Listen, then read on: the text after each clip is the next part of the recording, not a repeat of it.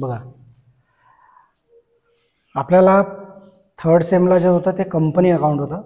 आता फोर्थ सेमला जे आहे ते आहे कॉर्पोरेट अकाउंट. कोणतं अकाउंट? Corporate account. Corporate account company अकाउंटचाच पार्ट आहे.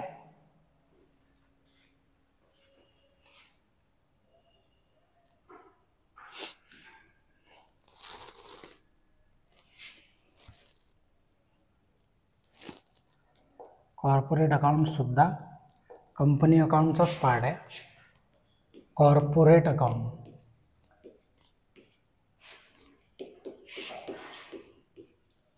पेपर पॅटर्न सेम आहे. पेपर पॅटर्न सेम आहे. जसा पेपर आपला आधीचा होता तसा सेम पेपर पॅटर्न आहे. 5 युनिट आहे. फक्त युनिट बदलले. फक्त काय बदलले? युनिट बदलले. युनिट 1, युनिट 1 जे आहे ते final account of banking company. Final account of banking company म्हणजे बँकेचं फायनल अकाउंट आहे. कोणतं अकाउंट आहे? बँकेचं फायनल अकाउंट आहे. बँक कंपनीचं फायनल अकाउंट. ठीक आहे. थोडंसं बँक कंपनीचं फायनल अकाउंट थोडं हेवी आहे. म्हणजे हेवी म्हणजे बँकिंग कंपनी फायनल अकाउंटमध्ये 16 शेड्यूल आहे. 16 स्केड्यूल्स आहेत. 16 छोटे छोटे स्केड्यूल खाते तयार करायला लागते. 16. नंतर त्याच्यावरून प्रॉफिट अँड लॉस अकाउंट आणि त्याच्यावरून बॅलन्स शीट. पण तुम्हाला 8 मार्काचे आणि 4 मार्काचे उदाहरणं असल्यामुळं तुम्हाला दोन्ही सोबत येत नाही. एक तर प्रॉफिट अँड लॉस येते, नाही तर बॅलन्स शीट येते. समजलं का? Final account of banking company. त्याच्यानंतर अजून एक फायनल अकाउंट आहे. Final account of fire and accident insurance company. Final account of fire and accident insurance company.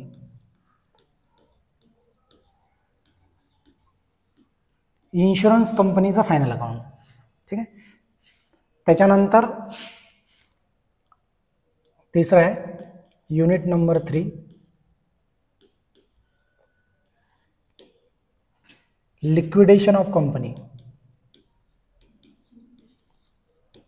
Liquidation of company. Unit number 4,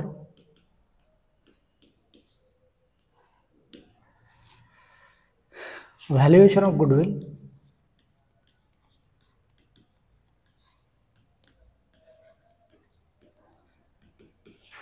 आणि unit number 5, valuation of share. Valuation of share. Shares नाही, share. Valuation of share. अशा प्रकारचे 5 unit आहेत आपल्याला. ठीक आहे. Final account of banking company म्हणजे banking कंपनीचं फायनल अकाउंट आहे. Final account of fire and accident insurance company. Fire आणि म्हणजे आग, अग्नी विमा आणि ॲक्सिडेंटल विमा. फायर आणि ॲक्सिडेंट हे दोन्ही जनरल इन्शुरन्स आहे. कोणते इन्शुरन्स आहे? जनरल इन्शुरन्स आणि लाईफ इन्शुरन्स. लाईफ इन्शुरन्स म्हणजे जीवन विमा म्हणतो ना आपण. आणि जनरल इन्शुरन्स म्हणजे सामान्य विमा. ठीक आहे. जसा गाडीचा इन्शुरन्स आहे किंवा बाकीचा कोणाचा इन्शुरन्स असन, जीवनाशी सोडून बाकीचे जे इन्शुरन्स असतात ते कोणते असतात? General insurance. Fire and accident insurance म्हणजे फायर आणि ॲक्सिडेंट हे दोन इन्शुरन्स कंपनीचा फायनल अकाउंट आहे आपल्याला. ठीक आहे. फायनल अकाउंट ऑफ बँकिंग कंपनीमध्ये 2च अकाउंट आहे, प्रॉफिट अँड लॉस अकाउंट आणि बॅलन्स शीट. पण 16 शेड्यूल आहे. 16 शेड्यूल्स आहेत ते तयार करायला लागते. म्हणजे त्या 16 शेड्यूलमध्ये जाणारे पदं लक्षात ठेवावं लागते. 16 शेड्यूलचे नावं लक्षात ठेवावं लागते. ठीक आहे. त्याच्यानंतर युनिट नंबर 2 जे आहे इन्शुरन्स कंपनी, याच्यामध्ये सुद्धा प्रॉफिट अँड लॉस अकाउंट आहे. जनरल म्हणजे फायर अकाउंट असते, general profit and loss account असते, बॅलन्स शीट असते, त्याच्यानंतर ॲक्सिडेंट अकाउंट असते, general profit and loss account असते आणि बॅलन्स शीट. म्हणजे आहे याच्यात प्रॉफिट अँड लॉस अकाउंटच, पण जसं फायर अकाउंट वेगळं, मग जनरल प्रॉफिट अँड लॉस वेगळं, बॅलन्स शीट वेगळं, ॲक्सिडेंट असेल तर ॲक्सिडेंट अकाउंट वेगळं. ठीक आहे. असं युनिट नंबर 3 आहे लिक्विडेशन ऑफ कंपनी. याच्यामध्ये एकच स्टेटमेंट असते, एक तर लिक्विडेटर्स रेम्युनरेशन काढा लागते आपल्याला, नाही तर मग म्हणजे फायनल स्टेटमेंट ऑफ म्हणजे लिक्विडेटर्स फायनल स्टेटमेंट तयार करावं लागते. म्हणजे स्टेटमेंट असते ते तयार करावं लागते. त्याच्यानंतर युनिट नंबर 4 आहे व्हॅल्युएशन ऑफ गुडविल. हे फॉर्म्युला बेस आहे, म्हणजे याच्यामध्ये फॉर्म्युले आहे, स्टेप आहेत, फॉर्म्युले आहेत. म्हणजे गुडविलचं व्हॅल्युएशन करावं लागते, म्हणजे गुडविलची व्हॅल्यू काढावं लागते, ख्यातीचं मूल्य काढावं लागते. त्याच्या मेथड्स आहेत वेगळ्या वेगळ्या.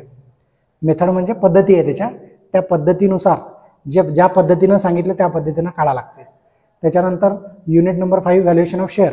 हे दोन्ही युनिट फॉर्म्युला बेस आहेत, म्हणजे याच्यामध्ये फॉर्म्युले आहेत. व्हॅल्युएशन ऑफ गुडविलच्या सुद्धा मेथड आहे, व्हॅल्युएशन ऑफ शेअरच्या सुद्धा मेथड आहे.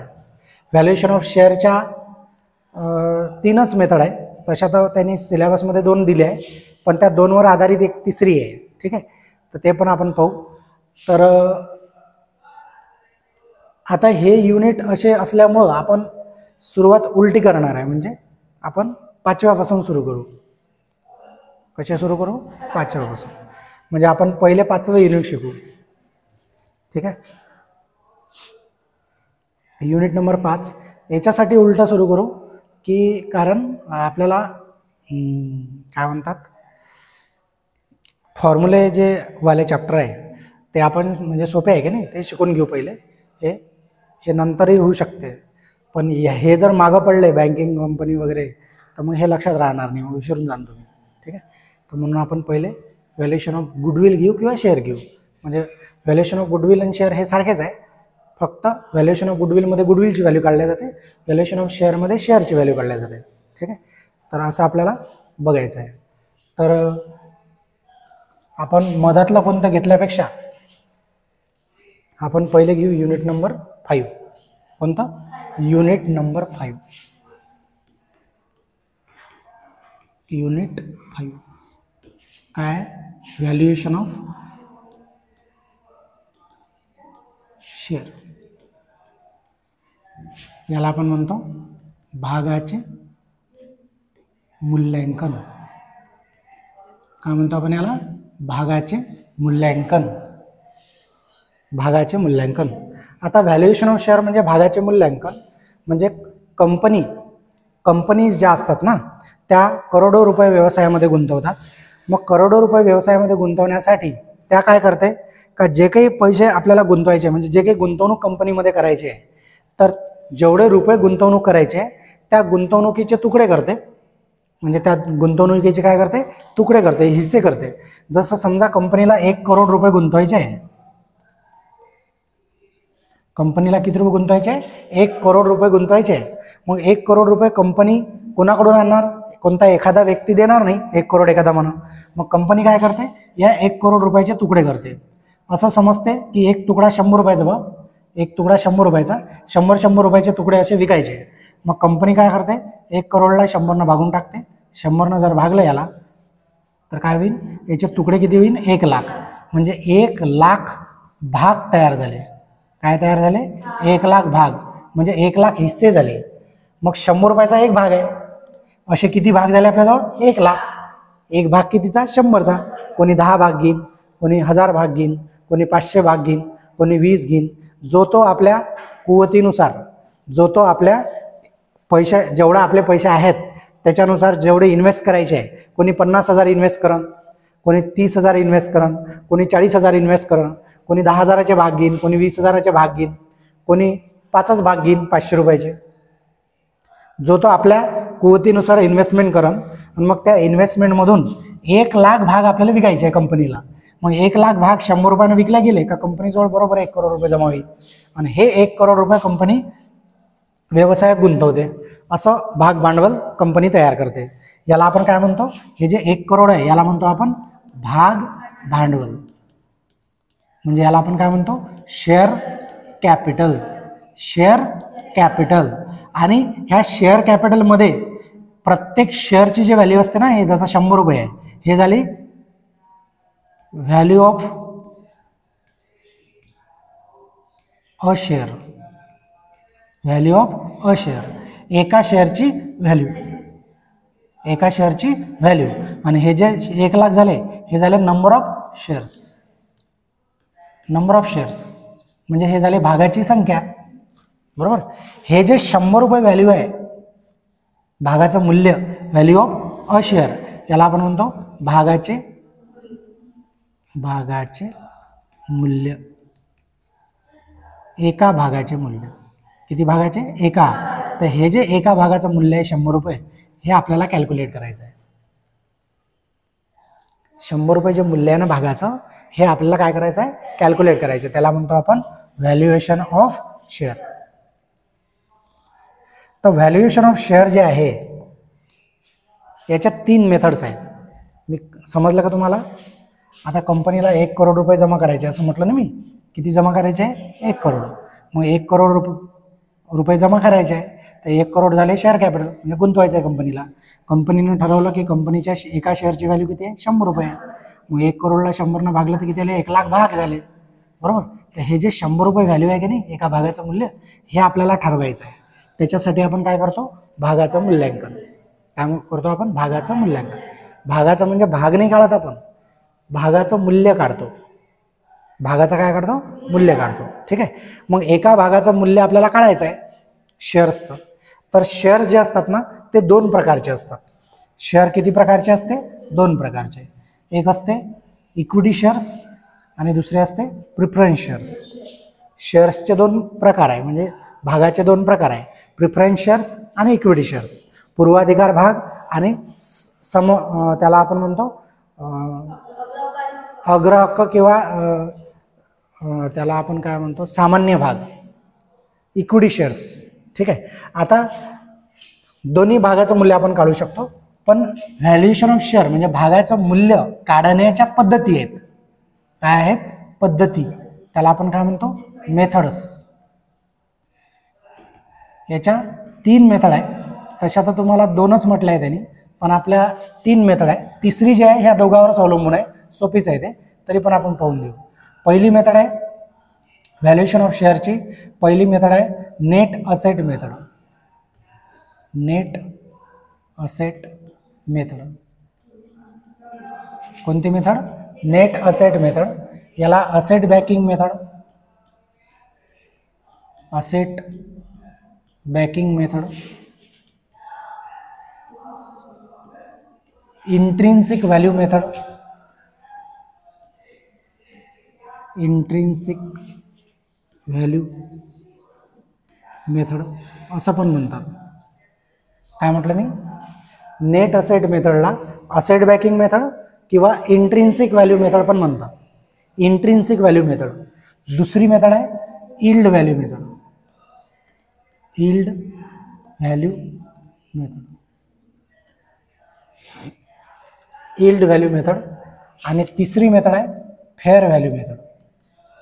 फेअर व्हॅल्यू मेथड, ठीक आहे. आता पहिली मेथड जी आहे, पहिल्या मेथड म्हणजे नेट असेट मेथडनं कोणती व्हॅल्यू निघते? Intrinsic value. दुसऱ्या मेथडनं कोणती व्हॅल्यू निघते? Yield value. तिसऱ्या मेथडनं कोणती व्हॅल्यू निघते? Fair value. आता नेट असेट मेथड वेगळी आहे, यील्ड व्हॅल्यू मेथड वेगळी आहे आणि फेअर व्हॅल्यू मेथड वेगळी आहे. तिन्ही वेगवेगळ्या मेथड्स आहेत. आता नेट असेट मेथडच्या स्टेप ज्या आहेत त्या वेगळ्या आहे, यील्ड व्हॅल्यू मेथडच्या स्टेप वेगळ्या आहे. आणि फेअर व्हॅल्यू मेथड जे आहे की नाही, फेअर व्हॅल्यू मेथड हे वेगळी मेथड नाही आहे. फेअर व्हॅल्यू मेथडचा एकच फॉर्म्युला आहे. कोणता? Intrinsic value plus yield value भागेला 2. काय म्हटलं मी? पहिल्या मेथडनं आलेली व्हॅल्यू प्लस दुसऱ्या मेथडनं आलेली व्हॅल्यू, त्याची टोटल आणि त्याला भागेला 2. म्हणजे फेअर व्हॅल्यू मेथड जर आली तुम्हाला, तर तुम्हाला वरच्या 2 मेथड वापरावे लागतील. समजलं का तुम्हाला? म्हणजे यील्ड व्हॅल्यू मेथड म्हणजेच पहिल्या मेथडची व्हॅल्यू प्लस दुसऱ्या मेथडनं आलेली व्हॅल्यू भागेला 2, म्हणजे सरासरी दोघांची. म्हणून त्याला आपण काय म्हणतो? Fair value method. आता पहिली मेथड आपल्याला पाहिजे. कोणती मेथड आहे पहिली? Net asset method.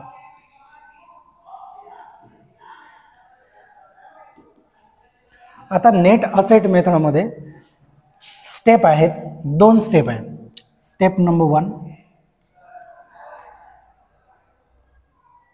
Step number 1, calculation of net asset. काय काढायला लागते पहिले आपल्याला? नेट असेट मेथडमध्ये पहिले काढायला लागते net asset, calculation of net asset. त्याला आपण म्हणतो शुद्ध संपत्ती. नेट म्हणजे शुद्ध, असेट म्हणजे संपत्ती, शुद्ध संपत्ती. तर नेट असेट काढायसाठी फॉर्म्युला आहे सन्ड्री असेट्स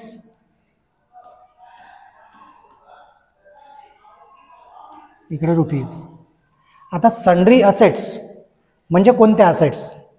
तर आपल्याला व्हॅल्युएशन ऑफ शेअर किंवा गुडविलच्या वेळेस उदाहरणामध्ये बॅलन्स शीट दिलेली असते. उदाहरणात काय दिली असते? बॅलन्स शीट किंवा असेट लायबिलिटी दिलेल्या असतात. तर मग आपण काय घेतो? Sundry assets. सन्ड्री असेट म्हणजे असेट साईडच्या, आता आपण याच्यामध्ये शिकलो परचेस कन्सिडरेशन काढत होतो पण माहीत आहे? Purchase consideration, amalgamation, ॲब्सॉर्प्शनमध्ये purchase कन्सिडरेशनमध्ये formula काय शिकलो आपण? Sundry assets minus outsider liability शिकलो ना. मग इथं कोणत्या असेट घ्यायच्या? सन्ड्री असेट्स मायनस तेच एक्सटर्नल लायबिलिटीज. कोणत्या लायबिलिटीज? External liabilities. पण सन्ड्री असेट घ्यायच्या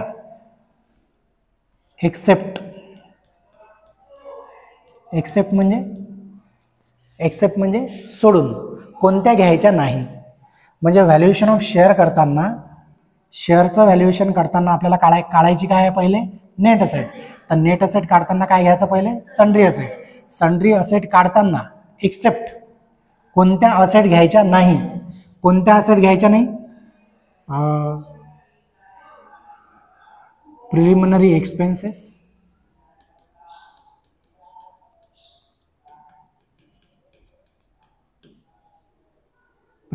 expenses, profit and loss account,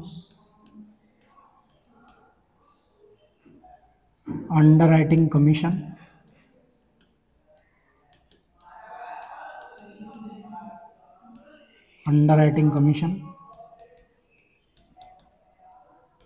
discount on debentures.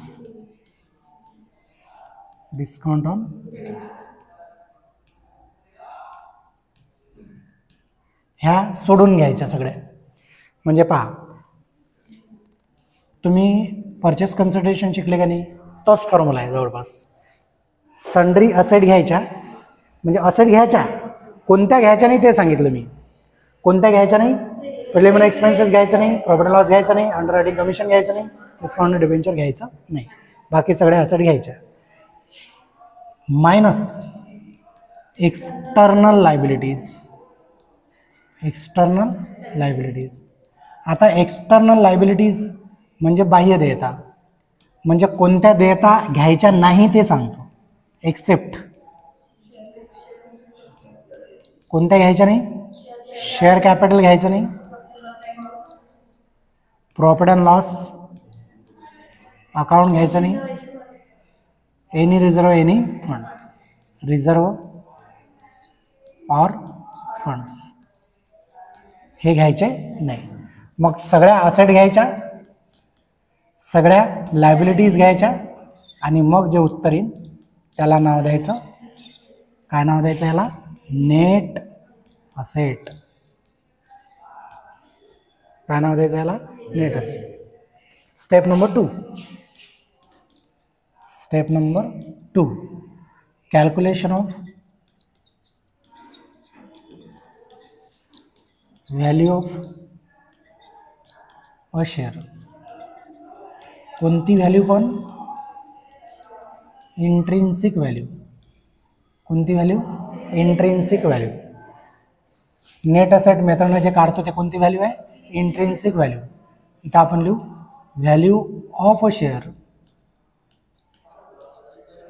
बरोबर net asset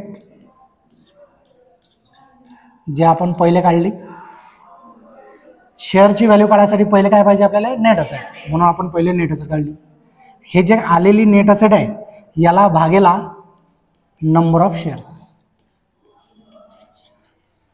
number of shares उदाहरणामध्ये दिलेले असतात, उदाहरणात नंबर ऑफ शेअर्स दिलेले असतात. तर काय करायचं,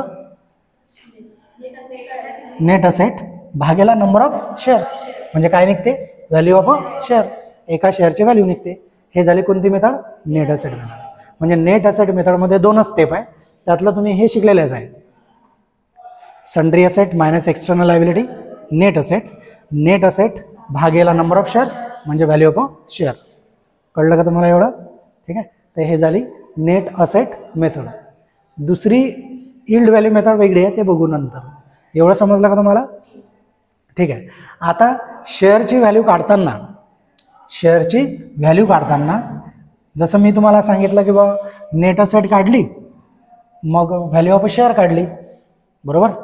तर आपल्याकडे किती प्रकारचे शेअर्स आहे, दोन प्रकारचे शेअर्स आहे, प्रिफरन्स शेअर्स आहे, इक्विटी शेअर्स आहे, बरोबर. प्रिफरन्स शेअर पण आहे, इक्विटी शेअर पण आहे. मग आता प्रिफरन्स शेअर्स आणि इक्विटी शेअर्स ह्या दोघांची वेगळी वेगळी व्हॅल्यू काढायला सांगितली तर वेगळी वेगळी काढायला लागेल. कळतं का मी काय म्हणून, दोघांची वेगळी वेगळी सांगितली तर दोघांचं वेगळं नेट असेट काढायला लागेल, प्रिफरन्स शेअरचं नेट असेट वेगळी काढायला लागेल, इक्विटी शेअरची नेट असेट वेगळी काढायला लागेल. कळलं ना तुम्हाला. जर दोघांचं एकत्र सांगितलं तर एकच नेट असेट काढायला लागेल, भागेला नंबर ऑफ शेअर घेताना दोघांचे शेअर्स घ्यायला लागेल. कळलं का. जर प्रिफरन्स शेअरची वेगळी व्हॅल्यू सांगितली तर प्रिफरन्स शेअरची नेट असेट भागेला नंबर ऑफ प्रिफरन्स शेअर, आणि इक्विटी शेअरची व्हॅल्यू वेगळी सांगितली तर net asset of equity share holder भागेला नंबर ऑफ इक्विटी शेअर्स. समजलं ना. म्हणजे ज्या शेअरची व्हॅल्यू काढायला सांगितली त्या शेअरच्या व्हॅल्यूनुसार घ्यावं लागेल. एवढं समजलं तुम्हाला. हे झाली कोणती मेथड, नेट असेट मेथड. आता दुसरी जे मेथड आहे ती आहे yield value method. Yield value मेथडमध्ये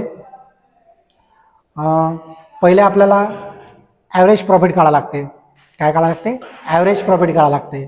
त्याच्यानंतर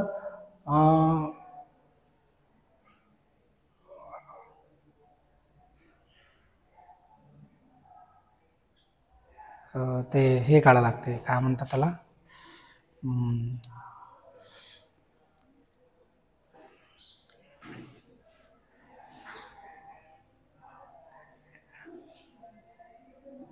ॲव्हरेज रेट ऑफ प्रॉफिट काढावं लागते, AAP, हे म्हणजे average rate of profit.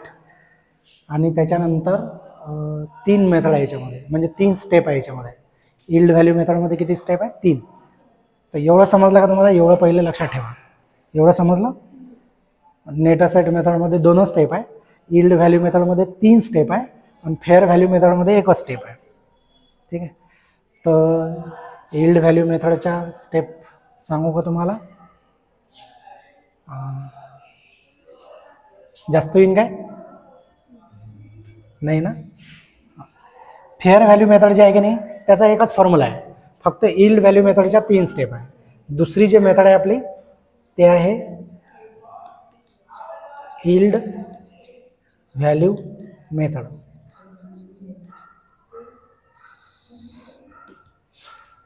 Yield value मेथडच्या 3 स्टेप आहे पहा.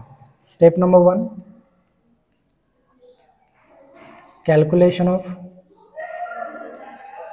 Average profit. काय काढावं लागते पहिले, ॲव्हरेज प्रॉफिट. ॲव्हरेज प्रॉफिटचा फॉर्म्युला आहे ॲव्हरेज प्रॉफिट बरोबर, ॲव्हरेज प्रॉफिटचा फॉर्म्युला आहे ॲव्हरेज प्रॉफिट बरोबर total profit upon number of years. Total profit upon number of years, हे झालं ॲव्हरेज प्रॉफिट. त्याच्यानंतर स्टेप नंबर 2 आहे, स्टेप 2 आहे calculation of rate of average profit.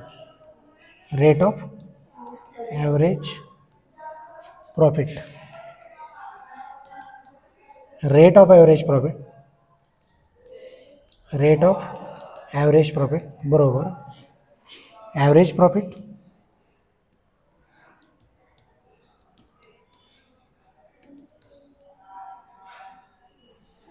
Upon paid up capital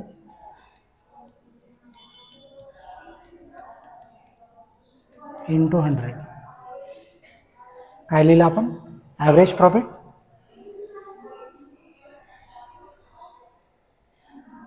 भागेला paid up capital balance शीटमध्ये असते गुणिला 100. Rate of average profit. Average प्रॉफिटचा फॉर्म्युला बघितला का तुम्ही याच्या आधी? ॲव्हरेज प्रॉफिट सरासरी नफा बरोबर एकूण नफा भागेला नंबर ऑफ इयर्स. 12वीत ख्यातीचं मूल्यांकन नाही करू का आपण? ख्यातीचं मूल्य काढत होतं. ख्यातीचं मूल्य काढायसाठी सरासरी नफा काढत होतो. सरासरी नफा बरोबर एकूण नफा भागेला एकूण वर्ष. आठवते?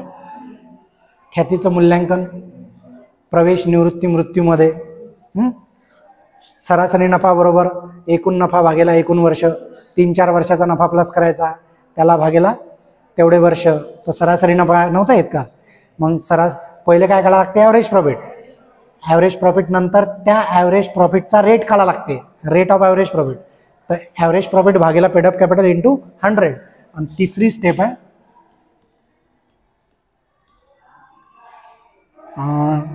Calculation of value of a share. पण कोणती व्हॅल्यू? यील्ड. कोणती व्हॅल्यू? Yield value. तर yield value YIELD yield, YIELD yield value of a share. Formula मावून काय येतो?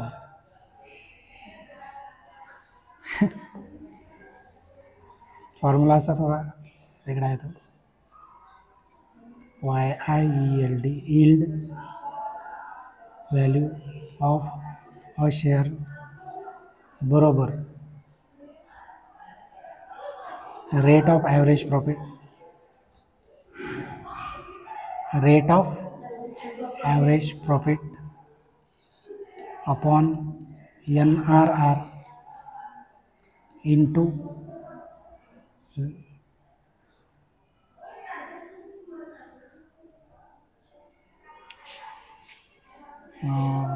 previous value of a share.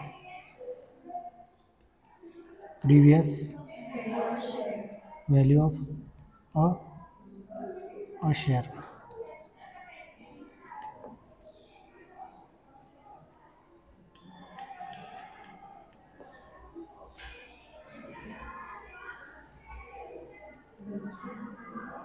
किंवा past value of a share म्हणू शकतो आपण. Previous value of a share.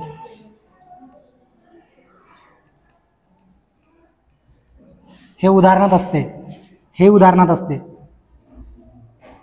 आणि हे रेट ऑफ ॲव्हरेज प्रॉफिट आपण काढतो. पहा, ॲव्हरेज प्रॉफिट आपण काढतो, रेट ऑफ ॲव्हरेज आपण काढतो. Rate of average profit upon NRR into previous value of a share. Previous value of a share म्हणजे शेअरची जुनी व्हॅल्यू किंवा past value of a share म्हणू आपण. Old value of a share. Old कोणती value? Old value of a share. मग निघते yield value of a share. कळलं का तुम्हाला? हे average profit, rate of average profit आणि रेट ऑफ ॲव्हरेज प्रॉफिट भागेला NRR into old value of a share. हां, नॉर्मल रेट ऑफ रिटर्न इथं लिहितो. NRR म्हणजे नॉर्मल रेट ऑफ रिटर्न म्हणजे एक्सपेक्टेड रेट ऑफ रिटर्न. कोणता? Expected rate of return. आता expected rate of return काय सांगतो तुम्हाला? पहा, जसं एक्सपेक्टेड म्हणजे अपेक्षित, एक्सपेक्टेड म्हणजे अपेक्षित. जसं उदाहरणार्थ आपण म्हणतो की बा समजा 1 एकर शेत आहे, 1 एकर शेत आहे, त्याच्यामध्ये जर आपण सोयाबीन लावलं तर 10 पोते होईल.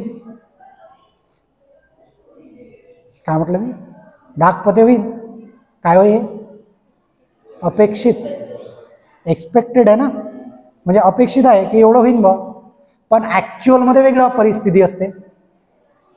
8ही होऊ शकते, 9ही होऊ शकते, 12ही होऊ शकते. एक्सपेक्टेशनपेक्षा जास्तही होऊ शकते, एक्सपेक्टेशनपेक्षा कमी, किंवा जेवढं एक्सपेक्टेड आहे तेवढंही होऊ शकते. कळलं तुम्हाला? त्याला म्हणतात नॉर्मल रेट ऑफ रिटर्न. म्हणजे जेवढी आपण गुंतवणूक करणार तर त्याच्यावर किती रिटर्न भेटणार, गुंतवणुकीवर किती रिटर्न म्हणजे त्याला आपण म्हणतात रिटर्न म्हणजे जेवढे आपण गुंतवणूक करू त्याच्यावर रिटर्न भेटेल ना, म्हणजे लाभ होईल. म्हणजे जेवढे पैसे लावू तेवढा लाभ होईल ना आपल्याला. जसं आता समजा शेअर मार्केटमध्ये किंवा लोक म्हणतात किंवा म्युच्युअल फंडमध्ये पैसे टाका, मग म्युच्युअल फंडचा ते तुम्हाला एक्सपेक्टेड रिटर्न सांगतात की कमीत कमी 12-15% तुम्हाला रिटर्न मिळेलच. काय मिळेल? 12-15% रिटर्न मिळेल. रिटर्न म्हणजे त्याच्यावर फायदा मिळेल. 12-15% रिटर्न, त्याला म्हणतो आपण एक्सपेक्टेड रेट ऑफ रिटर्न. म्हणजे एवढे टक्के तुम्हाला रिटर्न मिळणारच अशी अपेक्षा आहे. पण अपेक्षित जेवढं आहे तेवढंच मिळेल असं सांगता येत नाही, पण अपेक्षित आहे. अपेक्षा असते ना प्रत्येकाला, बरोबर ना? तर त्याला आपण म्हणतो नॉर्मल रेट ऑफ रिटर्न. एवढं रिटर्न मिळेल. समजा 1 लाखाला 10% तुम्हाला 1 लाखाला 10% महिन्याला रिटर्न मिळेल. 1 लाखाला 10% महिन्याला भरपूर झालं बरं ते.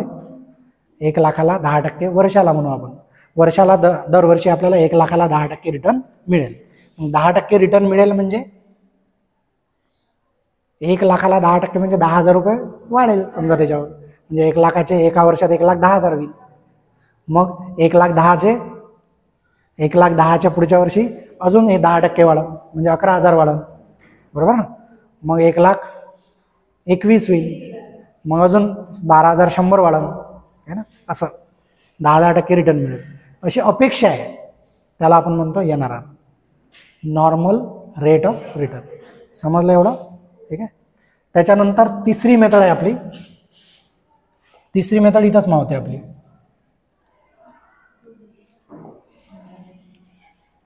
तिसरी मेथड आहे फेअर व्हॅल्यू मेथड. कोणती? Fair value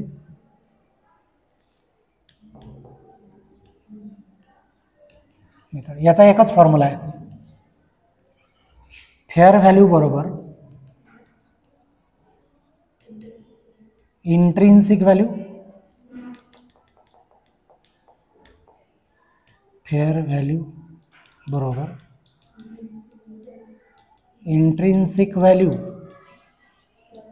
plus yield value भागेला 2. म्हणजे तुम्हाला फेअर व्हॅल्यू जर काढायची आहे तर हे मेथडही ह्या मेथडनं पहिले ह्या मेथडनं काढणं आहे व्हॅल्यू ऑफ शेअर, नंतर ह्या मेथडनं व्हॅल्यू ऑफ शेअर काढणं आहे, आणि मग ह्या दोघांच्या शेअरनं आलेली व्हॅल्यूची बेरीज भागेला 2 म्हणजे त्याची सरासरी निघून राहिली. त्याला म्हणतो आपण फेअर व्हॅल्यू. समजलं का तुम्हाला? म्हणजे फेअर व्हॅल्यू मेथड शक्यतोवर तुम्हाला येणार नाही. का बरं? कारण फेअर व्हॅल्यू मेथडमध्ये दोन्ही मेथड एकत्र आहे आणि एवढं मोठं उदाहरण म्हणजे खूप मोठं होऊन जाते.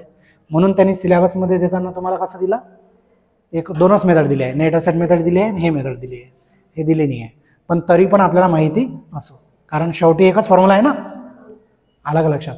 एकाच फॉर्म्युल्यात त्याचं उत्तर निघते. पण हे एक फॉर्म्युला म्हणजे भारी कार्यक्रम आहे. म्हणजे इथं एकच स्टेप आहे पण फॉर्म्युला भारी आहे तो. कसा? कारण इंट्रिन्सिक व्हॅल्यू काढायला लागते, यील्ड व्हॅल्यू काढायला लागते. मग त्याच्यापेक्षा हे पुरली ना मग, किंवा हे एक पुरली, दोघांपैकी एक पुरल्या. म्हणजे नेट असेट मेथडमध्ये 2 स्टेप आहे, यील्ड व्हॅल्यू मेथडमध्ये 3 स्टेप आहे, आणि फेअर व्हॅल्यूमध्ये एकच आहे. सांगा आता काही अडचण आहे का याच्यामध्ये? लिहून घ्या.